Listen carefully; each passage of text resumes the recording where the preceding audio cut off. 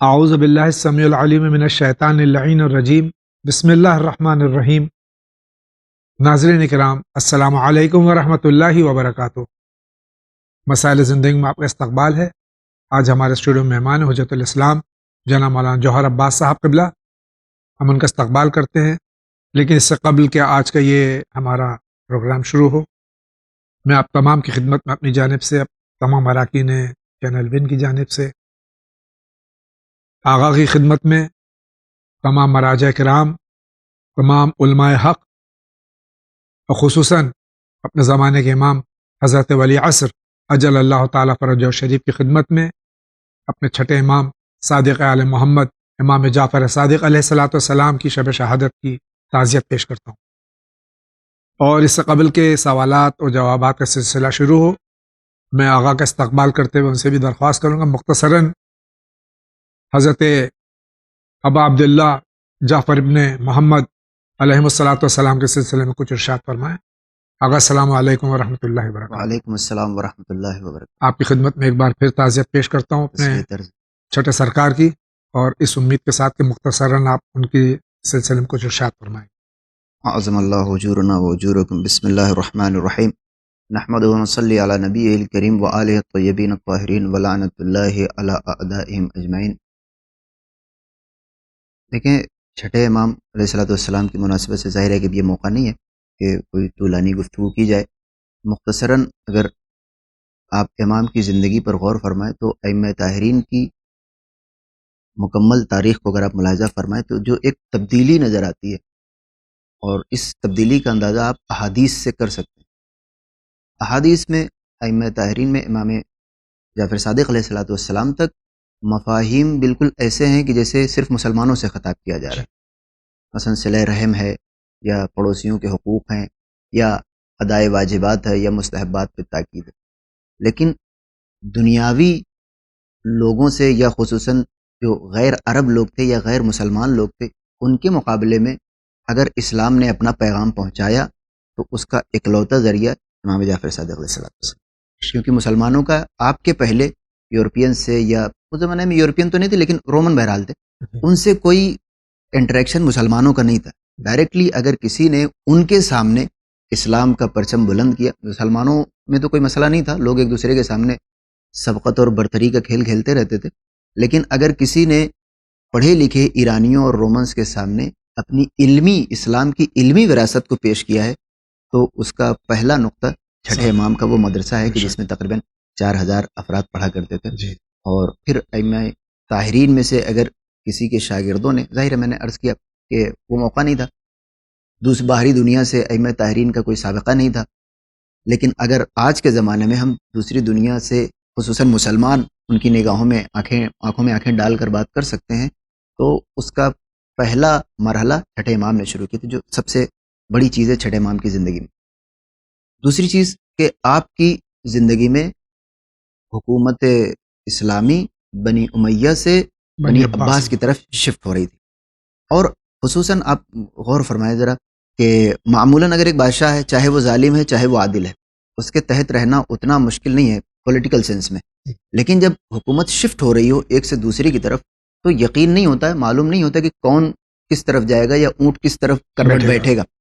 اس صورتحال میں اپنے آپ کو عدالت کے پیمانے پر باقی رکھ پانا صرف امام معصوم کی ذات کا خاص ہے۔ بے شک جی، بے شک۔ یعنی آپ سوچیں کہ چھٹے امام کی ہی زندگی میں حکومت ایک بڑے طبقے سے منتقل ہو کر دوسرے طبقے پہ چلی گئی، لیکن نہ یہ طبقہ دامن قسمت امام پر کوئی دھبا دکھا سکا، اور نہ وہ طبقہ امام علیہ السلام کے خلاف کوئی ایک لفظ بول سکا۔ تو یہ وہ دو عظیم چیزیں ہیں کہ جن کا اثر چھٹے امام علیہ الصلوۃ والسلام کی زندگی میں نظر آتا ہے، بقیہ ائمہ طاہرین کی زندگی میں ہمیں یہ چیز نظر نہیں آتی، اور یہ دو اہم ایسے پہلو ہیں کہ جن کے اوپر اگر غور کیا جائے تو مسلمانوں کی فلاح و بہبود کے لیے کا۔ شکریہ آغا، اگر اجازت پروگرام شروع کریں۔ آئیے دیکھتے ہیں یہ سوال سب سے پہلے کہاں سے ہے۔ جی السلام علیکم، ہم لکھنؤ سے بول رہے ہیں۔ میرا سوال یہ ہے کہ میرے بچے کا فکر نہیں ہوا ہے تو کیا کرنا ضروری ہے؟ اگر نہ ہو تو کوئی دقت نہیں ہے بچے کے لیے، اور اگر کوئی دقت کوئی پریشانی ہو تو اس کو سمپرک واقعہ تو بتا دیجیے آپ کو۔ بہت بہت شکریہ۔ السلام علیکم۔ یہ ہماری خواہر کا لکھنؤ سے سوال ہے۔ فرما رہی ہیں بچے کا عقیقہ نہیں ہوا ہے تو عقیقہ سنت مؤکدہ ہے تو اب یہ کر لیں. کبھی بھی کر سکتے ہیں انسان، بعد میں خود اپنا عقیدہ خود انسان بھی کر سکتا ہے. یہ تو اپنے فرزند کے لیے کہہ رہی تھی. جی البتہ سنت مؤکدہ حد سے زیادہ، یعنی اس طرح سے کہ نہ صرف یہ کہ بعض سنت مؤکدہ مثلا اذان اور اقامت ہے، جی ٹھیک ہے، یہ وہ سنت مؤکدہ ہے کہ جس کے فوائد ائمہ طاہرین نے خود پیغمبر اسلام نے گنوائے ہیں، اور امامین حسنین کریمین علیہ السلام کا عقیقہ آپ نے خود فرمایا ہے. تو اس سے یہ بات واضح ہو جاتی ہے کہ کتنی اہمیت ہے. تو شرعی احکام میں تو کوئی مسئلہ نہیں ہے کہ آپ حتیٰ کہ مکروہ یا حرام نہیں کہہ سکتے، لیکن جہاں تک اس کے فائدے کی بات ہے، وہ بلاؤں کا ٹلنا یا مصیبتوں کا دور ہونا، ساری زندگی اس کی ایک مسلسل اسلامی راستے پر گزرے، اس کے لیے بہت ضروری ہے اور لازمی ہے. شکریہ آقا. اگلا سوال. جی میں سلطان جاوید بھائی، میرا سوال یہ ہے کہ اگر بیٹی کے لیے تو اس کی شادی کے لیے، بیٹی کی شادی کے لیے اگر فکس کر دیا جائے تو کیا اس پر بھی دینا ہوگا؟ ایک سوال یہ تھا، مہربانی کر کے اس کا جواب دیجیے. یہ ہمارے بھائی کا سوال ہے کہ اپنی بیٹی کے جہیز کے لیے، اب جہیز ایک الگ ہی عنوان ہے پورا، بہرحال جہیز جو عام لفظ استعمال کر رہا ہوں میں، اس کے لیے اگر رقم جمع کی ہے اپنی بیٹی کی شادی کے لیے، جہیز کے لیے، تو کیا اس پہ بھی خمس ہے؟ دیکھیں یہ اس بات پر ڈپینڈ کرتا ہے کہ اس آدمی کی حیثیت کیا ہے. اگر ان کی حیثیت ایسی ہے کہ ایک بار میں وہ جمع نہیں کر سکتے، جی کیونکہ زیادہ تر ایسا ہی ہوتا ہے، تو اس پر خمس نہیں ہے. جی لیکن یہ جو سوال تھا فکس ڈپازٹ کے حوالے سے، جی یعنی ایک ساتھ آپ نے مثلا 20 لاکھ روپے بینک میں رکھ دیے، تو اس میں بھی کیونکہ وہ آپ کے خرچ میں شامل ہے، لہٰذا اس پر بھی خمس نہیں ہے. لیکن اس سے اگر کوئی اضافی چیز آپ کو ملتی ہے تو اس پر آپ کو فوراً خمس دینا ہوگا. یعنی استعمال کرنے سے پہلے آپ کو اس کا خمس دینا ہوگا، عطا.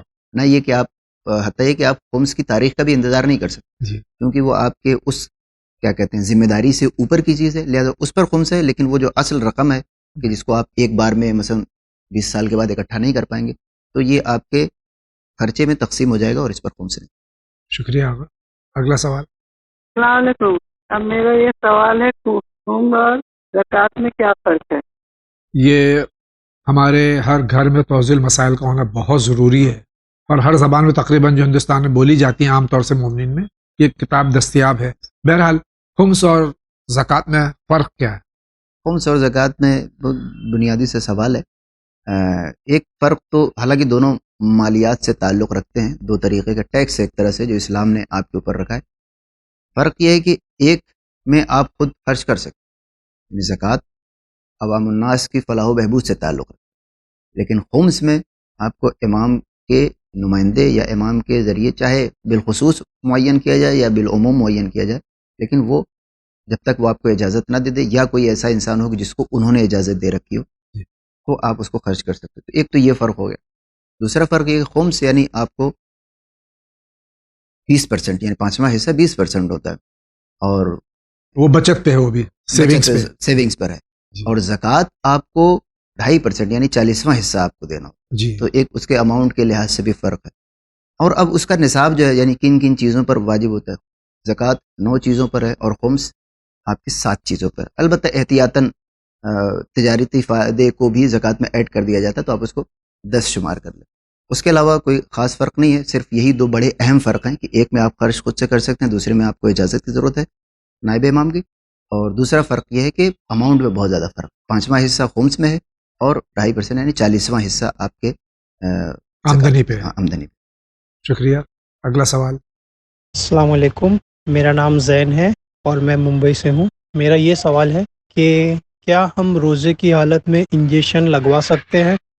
یہ مجھے خوشی اس بات کی کہ ہر سال ہم گزارش کرتے رہتے ہیں کہ ماہ مبارک رمضان کی آمد سے پہلے ماہ مبارک کے سلسلے میں سوالات آپ بھیج دیجئے. اور ماہ رجب المرجب میں بھی اکثر ہمارے مومنین روزہ رکھتے ہیں، ہمارے شعبان میں بھی رکھتے ہیں. بہت اچھا سوال ہے کہ یہ روزے کی حالت میں چاہے واجب روزہ ہو یا مستحب روزہ ہو، اس میں انجیکشن لینا کیسا ہے؟ انجیکشن لینے میں کوئی مسئلہ نہیں ہے، اور اس کا معیار یہ ہے کہ حلق سے کوئی چیز آپ کے نیچے نیچے نہ جانی چاہیے. تو اگر کوئی انجیکشن لیتا ہے یا کسی اور بھی دوسرے جو طریقے ہوتے ہیں جس میں حلق سے کوئی چیز انسان کے پیٹ تک نہیں جاتی، حلق سے صرف اترنا، اگر وہ نہیں ہوتا ہے تو انجیکشن لینے میں کوئی مذاق نہیں. شکریہ. اگلا سوال. شہناز فاطمہ झांसी से बोल रही हूँ। जावेद भाई और मौलाना साहब, सलाम अलैकुम। मौलाना साहब, एक सवाल है। मेरे रोजे कज़ा हैं, मगर मेरा दिल बहुत चाहता है, मैं रोजा नहीं रख पाती, तबीयत खराब हो जाती है। क्या एक पहर का रोजा कज़ा रख सकती हूँ? खुदा हाफिज।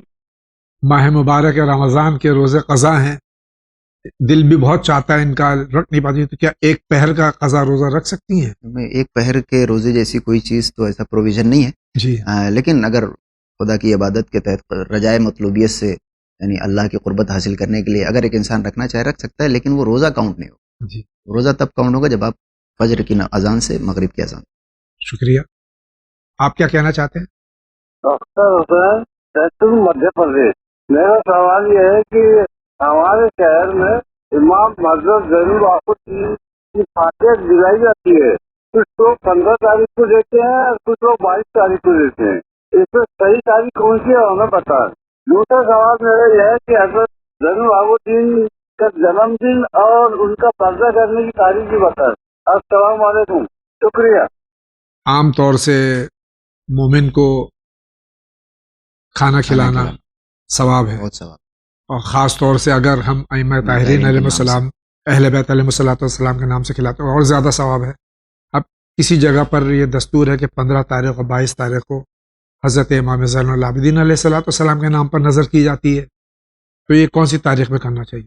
किसी भी तारीख में कर सकते हैं, खुसूसन विलादत की अगर वो 15 जमादुल अव्वल की बात कर रहे हैं जी तो वो भी बेहतर है। और 22 तारीख को भी वो सही कह रहे थे कि जी आमतौर पर 22 को किया जाता है, जी और लोग उसको दस्तरखान इमाम हसन से और चौथे इमाम से शायद कंफ्यूज होते हैं, तो चौथे इमाम को उन्होंने वहाँ जोड़ दिया। जी लेकिन बज़ाहिर ये तारीख क्या कहते हैं 15 जमादुल अव्वल को ही करें तो ज़्यादा मुनासिब है, क्योंकि इंसान लगाव रखता है।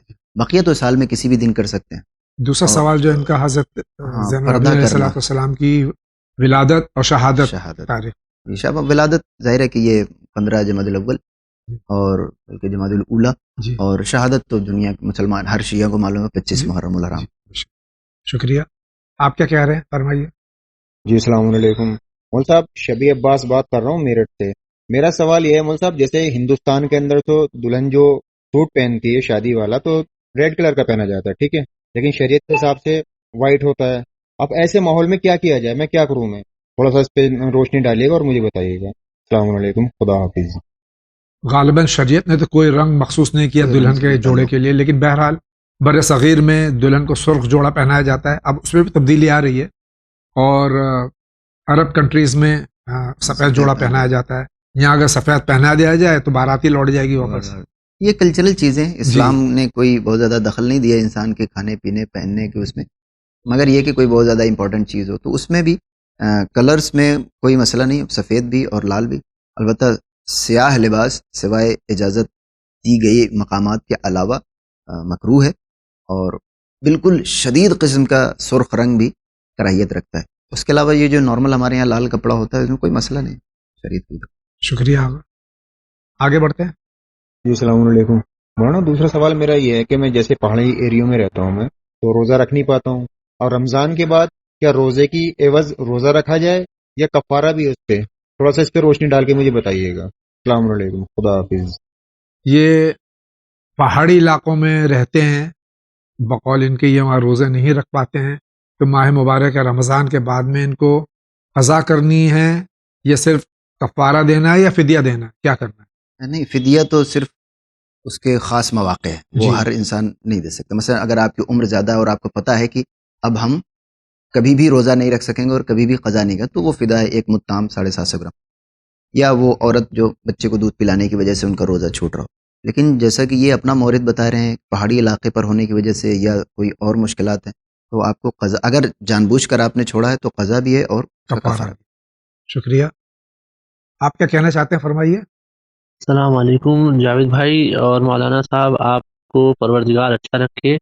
चैनल विन के तमाम मोमिनीन को जो इसका इनकी खिदमत में लगे हुए हैं, अल्लाह उनको भी सेहत रहे, सलामत रखे, परवरदिगार कामयाब बनाए। मेरा एक छोटा सा क्वेश्चन ये है कि आजकल ज़्यादातर अफराद जैसे किसी का मकान बिकवाते हैं बीच में बिचौलिया बन करके, तो उससे वो मकान मालिक से 2% तय कर लेते हैं कि हम आपका इतने में बिकवा देंगे, 2% हमें दे दीजिएगा। अब 2% जो भी हुआ, تو یہ کمیشن لینا کیا جائز ہے؟ یہ پیسہ جائز ہوگا؟ اور دوسرا اسی سے ایک نقطہ یہ نکلتا ہے کہ مثلا جیسے مکان مالک نے اتنا ریٹ بتایا تو ہم نے اس سے کہا، خریدار سے ہم نے کہا کہ بڑھا کر کے بتا دیا کچھ، تو مکان مالک سے طے کر لیا کہ ہم نے آپ اتنا اپنا رکھ لیجیے گا، ہمیں اوپر کا ہمیں دے دیجیے گا، تو جو اوپر کی ایکسٹرا جو پیسہ ہے تو یہ کیا جائز ہے؟ یہ ایسا کرنا جائز ہے؟ وہ پیسہ جائز ہوگا؟ خدا حافظ۔ ان کے دو سوال ہیں مختلف. پہلا سوال تو اسٹیٹ بروکر، اسٹیٹ ایجنٹ کے جو اپنے کمیشن لیتے ہیں گھر بکوانے میں مکان مالک سے یا خریدار سے، وہ جائز ہے یا نہیں؟ بالکل جائز ہے. اگر کسی کو دھوکہ نہیں دیا جا رہا ہے جی. اور کیا کہتے ہیں جس سے لے رہے ہیں، اگر اسے یہ بات معلوم ہے کہ یہ اپنا یہ کام کریں گے، چاہے وہ ایک سگنیچر ہی چھوٹی سی کریں جی. اور اس کا اتنا ان کو کمیشن دینا ہے، تو کوئی مسئلہ نہیں اس کو دینا، بلکہ اگر وعدہ کر لیا ہے تو واجب ہو جائے. دینا بھی واجب ہو جائے گا. دوسرا سوال ان کا یہ ہے کہ مکان مالک سے کہا کہ اس سے کہا بالفرض محال کا 10 لاکھ کا مکان ہے، انہوں نے کہا میں خریدار سے کہا 12 لاکھ، آپ کو 12 لاکھ دے کر 2 لاکھ مجھے دے دیجیے گا، یہ جائز ہے؟ بالکل جائز ہے. اگر یہ دونوں میں بات طے ہے اور بغیر جس کا ہے اصل مال اس کو بتائے بغیر اگر یہ 10 کو 12 کر رہے ہیں تو بالکل حرام ہے. لیکن اگر ان دونوں کی بات ہے تو اسلام میں سب سے اہم چیز ہے کہ اسلام زیادہ کیپٹلسٹ کیا کہتے ہیں مینیٹری سسٹم کی طرف نزدیک ہے. تو اسلام انسان اپنی قیمت، اپنے سامان کی کوئی بھی قیمت رکھ سکتا ہے، بس فرق یہ ہے کہ تھوڑا سا اسلام میں نظر بھی رہتی ہے شریعت کی. تو اگر اس کے ساتھ کوئی دھوکہ نہیں ہے، اور وہ دھوکہ تبھی ہو سکتا ہے کہ جب وہ کسی کو نہ بتائے، مثلا یہ کہیں 10 اور یہ جا کر اس کو 12 میں بیچ کر آ جائے. جی. لیکن اگر یہاں سے طے کر رہے ہیں کہ ٹھیک ہے 10 کا سامان ہے آپ کا، آپ 12 لاکھ روپے میں بیچ دو تو 2 لاکھ ہمیں مل جائے گا، اور یہ دونوں طے کر رہے ہیں، اور جس کو بیچ رہے ہیں وہ بھی کہہ رہا ہے ٹھیک ہے 12 میں مجھے چلے گا، تو کوئی مسئلہ نہیں، بالکل جائز. شکریہ. آگے بڑھتے ہیں. السلام علیکم مولانا صاحب، میں دلی سے بول رہی ہوں. ہمارا سوال یہ ہے کہ جیسے ہماری بیٹی روزہ رکھنا چاہتی ہے، وہ بالغ ہو گئی ہے پر وہ جسم سے بہت کمزور بہت ہے، تو میں بول رہی ہوں کہ نہیں تم روزہ مت رکھو، تم بہت کمزور ہو، پر وہ روزہ رکھنا چاہتی ہے، تو میں کیا کروں؟ کیونکہ میں ماں ہوں، مجھے پتا ہے کہ وہ بہت کمزور ہے، روزہ رکھ نہیں پائے گی، پر وہ روزہ رکھنا چاہتی ہے، تو میں اسے روزہ رکھنے دوں یا پھر نہیں، یا پھر جتنا رہتی ہے اتنا رکھنے دوں، بعد میں وہ قضا کر لے گی؟ یہی ہمارا سوال ہے. شکریہ. خدا حافظ.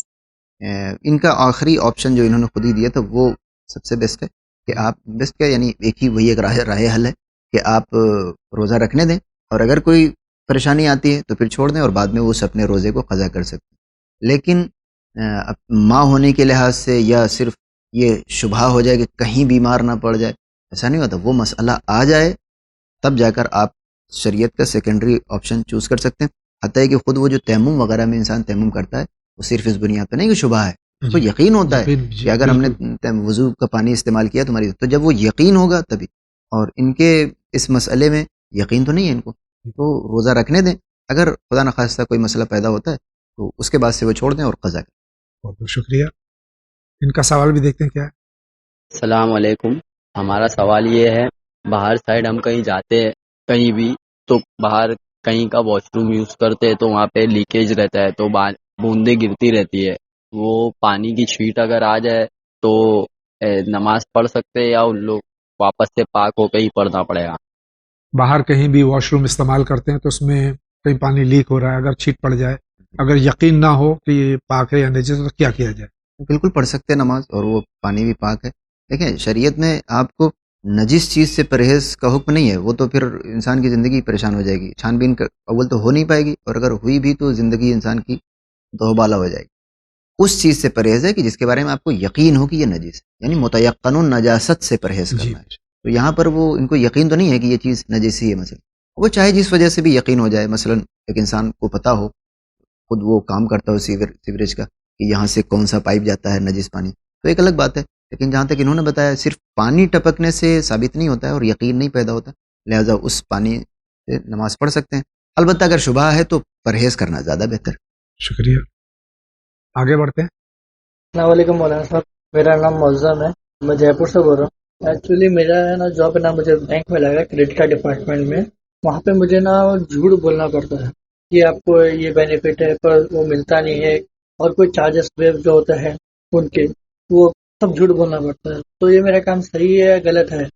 یہ سوال میں مختصر کر دوں کہ کسی لحاظ سے بھی بچہ نور کے جھوٹ بولنا اور بزنس کرنا یا اپنا بزنس کو بڑھاوا دینا، ان کا تو کریڈٹ کارڈ ہے، وہاں جھوٹ بولنا پڑتا ہے، کیا جائز ہے؟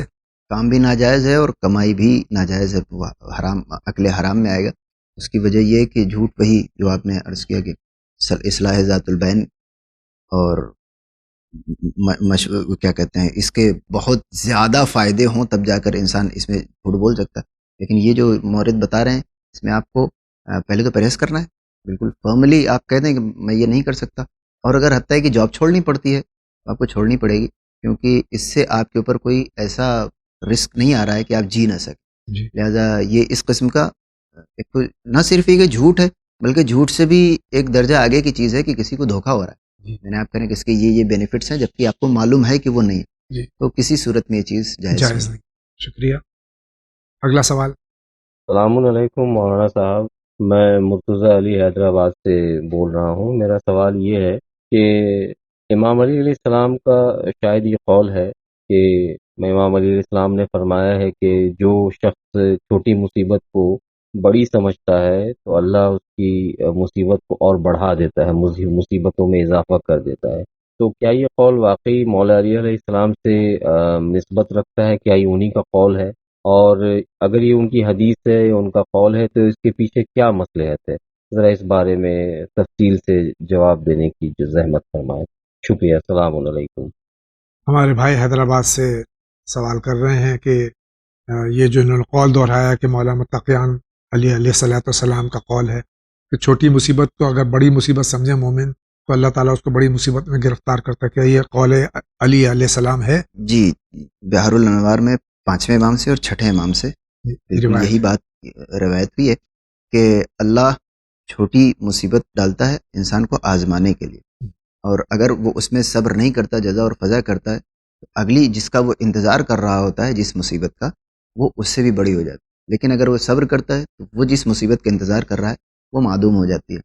اور ایک روایت اور چھوٹے الفاظ میں بالکل اسی طریقے سے کہ خداوند عالم کی طرف سے نازل ہوئی بلا ایک ہوتی ہے، یعنی کا نمبر 1 ہوتا ہے، جی لیکن جب اس پر انسان بیتابی ظاہر کرتا ہے، صبر نہیں کرتا ہے اور اسے بڑی سمجھتا ہے تو وہ 2 ہو جاتی ہے، یعنی اب اس کے بعد وہ ملٹیپلائی ہو جاتی ہے۔ تو ظاہر ہے کہ حدیث تو ایسی ہمارے یہاں بالکل موجود ہے، اور یہ جو انہوں نے پوچھا تھا کہ اس کا مطلب کیا ہے، اس کا مطلب یہ ہے کہ وہ اس پہلی والی روایت میں اسی بات کی طرف اشارہ ہے کہ یہ بلائیں انسان کو ٹیسٹ کرنے کے لیے ہوتی ہیں، یا بعض اوقات کیونکہ ہم اپنی زندگی کو یونی ڈائمینشنل وے میں دیکھ رہے ہوتے ہیں کہ یہ ہمارے سامنے چیزیں اور نہیں مل رہی ہے، لیکن اگر کوئی اللہ کو چھوڑ دیے، کوئی خود ایک انسان جو مثلا 20 سال تجربے میں زیادہ ہے، وہ آسانی سے دیکھ کر بتا سکتا ہے کہ اس میں کیا مصلحت پوشیدہ ہے۔ لہٰذا یہ جو بلائیں ہوتی ہیں بعض اوقات انسان کو اللہ سے قریب کرنے کے لیے ہوتی ہیں، تو اگر اس میں وہ صبر کرتا ہے، ظاہر ہے کہ بلائیں ایک تو ہوتی نہیں، پے در پے چھٹے امام ارشاد فرماتے ہیں کہ انسان اس کے انتظار میں رہتا ہے، جی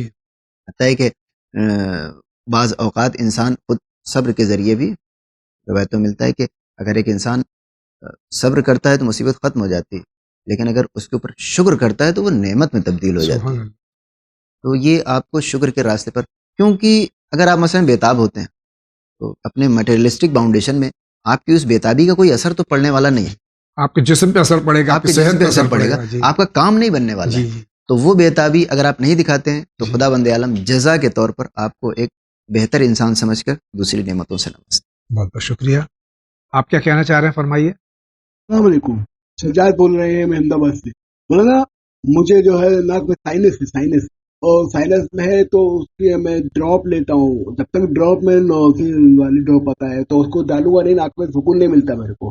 تو مولانا اس میں کیا ہے کہ ابھی ماہ رمضان آ رہا ہے، اور ماہ رمضان میں کیا کرنے کا کہ ماہ رمضان میں آپ دوائی ڈالیں گے تو روزہ باطل تو نہیں ہوئے گا، اس کا ڈر ہو رہا ہے، سائنس کا پرابلم جا نہیں رہا ہے، دوائی ڈالے بنا سکون نہیں ملتا، تو وہ نوزل ناک میں جائے گا، ڈراپ جائے گا ناک میں، تو اس میں روزہ باطل ہوئے گا کہ نہیں ہوئے گا، ڈر ہو رہا ہے، کیونکہ اس کی ڈراپ کا جو ٹیسٹ ہے تلخی ہے وہ حلق دکھ جاتی ہے۔ تو قبلہ بتا دیجیے رمضان کے لیے میں کیا کروں؟ شکریہ۔ ان کو سائنس کا عرضہ ہے، بیماری ہے، مرض ہے، تو اس میں ان کو نیزل ڈراپس ڈالنی پڑتی ہیں جو حلق تک جاتی ہیں۔ اس صورت میں ماہ مبارک رمضان، اور یہ بھی بتا دیے کہ صرف رمضان ہم کو نہیں کہنا چاہیے، ماہ مبارک رمضان ہے یا رمضان شریف، کم سے کم ہندوستان میں اگر ہیں ماہ رمضان کو رمضان شریف کہہ دیں، ماہ مبارک کہہ دیں، تو یہ نیزل جو ڈراپس ڈالتے ہیں جو حلق تک جاتی ہے، اس میں روزہ رہے گا یا باطل ہو جائے گا؟ کوئی دو رائے نہیں ہے کہ روزہ تو باقی نہیں رہے گا اگر کوئی بھی چیز آپ کے حلق سے اتر گئی. اور البتہ یہ ہے کہ کبھی کبھی صرف محسوس ہوتا ہے کچھ جاتا نہیں ہے جی تو اس صورت میں تو روزہ رہے گا. لیکن اگر واقعتاً وہ چیز حلق سے آپ کے اتر گئی اور اس کے بعد پھر آپ کا روزہ نہیں رہتا ہے, ہاں آپ اس کی قضا کریں. البتہ اگر جان بوجھ کر, یہ اس صورت میں ہے کہ جب آپ بیمار ہوں اور واقعاً وہ کہہ رہے ہیں کہ اس کے بغیر جینا مشکل ہو جاتا ہے اور وہ درد ایسا ہی ہوتا ہے, جی تو اگر اس میں یہ مسئلہ ہے کہ حلق سے نیچے جائے گی تو روزہ آپ کو بعد میں اس کی قضا کرنی پڑے گی. اور اگر حلق سے نیچے نہیں جا رہا ہے تو آپ ڈراپ لے سکتے. شکریہ. اگلا سوال دیکھتے ہیں کس کا ہے. جی السلام علیکم. وسیم عباس بات کر رہا ہوں. مولانا میرا کام یہ ہے, کمپنی سے پروڈکٹ ملتے ہیں لیکن وہ یہ بول دیتے ہیں کہ آپ 5 اسٹار ڈال دیے, ریویو یعنی زیادہ ڈال رہے ہیں. یہ کہاں تک صحیح ہے کہاں تک غلط ہے, اس کے بارے میں تھوڑا سا مجھے بتائیے گا ویب سائٹ پر, ٹھیک ہے نا. جی السلام علیکم, اللہ حافظ. یہ کسی کمپنی میں کام کرتے ہیں, وہ پروڈکٹس کمپنی کے ہوتے ہیں, اس پہ کمپنی والے کہتے ہیں کہ ویب سائٹ پہ آپ 5 اسٹار ڈال دینا, تو کہاں تک جائز ہے؟ ہاں دیکھیں, اگر اس کا فائدہ صرف فائدہ ہے تو کر سکتے ہیں. مثلا آپ کو زومیٹو کا ڈیلیوری بوائے آتا ہے, وہ کہتا ہے 5 اسٹار دیتا, آپ اس کو 5 اسٹار 7 اسٹار جتنا دینا ہے دے دیں, کیونکہ اس کا امپیکٹ صرف اس کی زندگی پہ. جی لیکن اگر اس سے کسی کو دھوکا ہوتا ہے, مثلا ویب سائٹ پر آپ جیسے 10,000 لوگوں کو ہائر کر کے کسی نے اپنی ریٹنگ 5 پوائنٹ یا 4.6 کر لی, تو اس کی بنا پر کوئی آدمی غلط سہولت والے ہوٹل کو اچھی سہولت والا سمجھ کر جا سکتا ہے. لہٰذا وہ بالکل جائز نہیں. اگر اس جو ریٹنگ وہ جو بتا رہے ہیں ویب سائٹ میں, ظاہر ہے کہ وہ ہائر کرتے ہی اس لیے ہے کہ اپنی جو فٹ فال بڑھایا جا سکے. تو اگر وہ کسی ایسے ہوٹل میں کہ جو واقعاً اس کی صلاحیت رکھتا ہے, 5 یا 4.5 کی ریٹنگ اس کی بنتی ہے, پھر کوئی مسئلہ نہیں, آپ 10 ہوٹلوں کے ریویو لکھ سکتے ہیں. لیکن اگر آپ کے ریویو لکھنے کی جو صلاحیت چاہیے 5 اسٹار والی میں اور وہ اس کے اندر نہیں ہے, تب بھی آپ لکھ سکتے ہیں. لیکن اگر یہ شبہ پیدا ہو جائے کہ اول تو اس کے اندر صلاحیت نہیں ہے, وہ فیسلٹیز نہیں ہے, دوسرے میرے اس ریویو کی وجہ سے کوئی انسان ان کو 5 کے لائق سمجھے گا, تو یہاں سے وہ ناجائز. شکریہ. آگے بڑھتے ہیں. السلام علیکم, میرا نام زین ہے اور میں ممبئی سے ہوں. میرا یہ سوال ہے کہ اگر ہم رمضان میں روزہ رکھ کے ایک ملک سے ایک دوسرے ملک ٹریول کر رہے ہوں تو افطار کی پابندی کس وقت کریں؟ یہ ماہ مبارک رمضان میں اگر ٹریول کر رہے ہیں ایک جگہ سے دوسرے جگہ, ایک ملک سے دوسرے ملک, جہاں سحر اور افطار کا وقت مختلف ہے, جیسے کینیڈا ہے, یہاں سے 8:30 جاڑوں میں, سردیوں میں 10.5 گھنٹے کا فرق ہے, عام دنوں میں 9.5 گھنٹے کا, یو کے میں 5.5 گھنٹے کا, دبئی میں یہاں سے جو ہے وہ 1.5 گھنٹے کا. اس طرح سے اگر ٹریول کر رہے ہیں اور سحر اور افطار کا وقت ڈفرینٹ ہے, تو ان کو کیا کرنا چاہیے؟ جہاں پر آپ ہیں آپ اس سورج کے افق کی پابندی کریں گے. پہلی بات تو یہ انسان اس طرح کا مسافر ہو جاتا ہے, لیکن اگر مسافر نہ بھی کاؤنٹ ہو, مثلا کثیر و سفر ہو جائے, تو جہاں پر آپ پہنچیں آپ کو اس کی پابندی کرنی. مثلا اگر آپ انڈیا میں آپ نے سحری کی اور اس کے بعد آپ نے کوئی ہوائی جہاز پکڑا, ایسی جگہ پہنچے کہ جہاں ابھی رات کے 4 بج رہے ہیں, تو آپ کھا سکتے ہیں, بالکل کوئی مسئلہ نہیں.